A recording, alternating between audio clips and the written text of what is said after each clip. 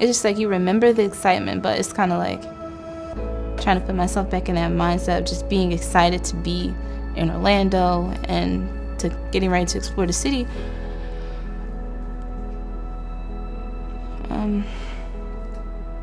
Yeah, so I was hanging out with my coworkers and I forgot that I had promised my other friend, Jeff, that I would hang out with him. I was just getting to Orlando.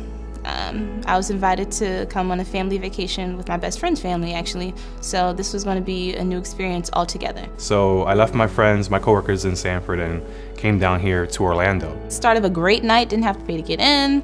The energy is right at the door. Everybody's smiling, everybody's happy. Like, that was the energy of the night. That was before the shooting.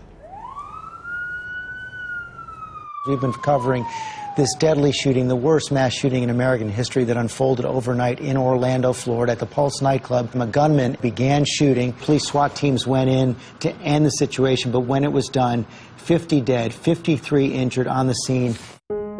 My name is Angel Santiago. My name is Patience Carter. And I'm a survivor of the Pulse shooting. Well, I had 2 shots to my legs. I sustained 2 gunshots. Patients came into one of our trauma rooms. They don't understand what's going on when they come in. They just know that they're hurt or they're in pain, and they're trusting somebody that they've never met to help take care of them, both spiritually and physically. But I remember there was one female nurse who all she did was stand there and hold my hand. And I remember gripping her hand, and she was just there offering reassurance, which that in itself was exactly what I needed, while the other nurses were essentially saving my life at that point. Patience was just one of the strongest people you've ever met right off the bat. I mean, she made us feel more secure at the situation. She's tough. Like, I started to feel sorry for myself, and I didn't want that. I started to feel like, why me? Why do I deserve to be here? I just felt so guilty. Then I was explaining that to Nurse Janet. She left out, and she came back with it. It was this little pink journal, and had this little pink customized pen to go with it, and she was just like, you need to write it down. The guilt of feeling lucky to be alive is heavy.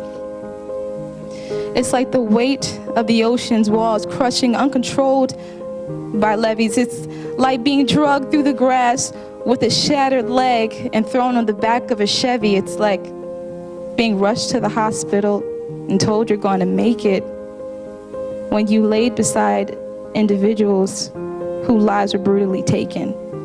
A part of me died inside of Pulse, and I feel like the people here helped me get that light back. And I just want to share that light now with other people. So if I would have never got that journal, and if I would have never wrote that stuff down, like, I would have never came to that realization. To demonstrate firsthand what nursing is all about. It's love. It's being there in the weakest moment, in a moment where you have to trust somebody else, emotionally, physically, spiritually even. You have to treat your patient as you want to be treated, because it could have been me, it could have been my family member, you never know. I remember jokingly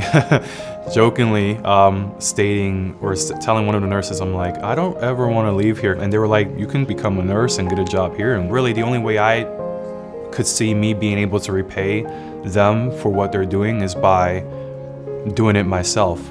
And that's why I've decided to pursue nursing and hopefully make this world a better place. The nurses and doctors here, like, keep doing what you're doing. Don't be afraid to open yourself up, because I feel like a part of me revived here. I always felt genuinely cared for here. Just remember that what you're doing is important. The people you're affecting will always remember that.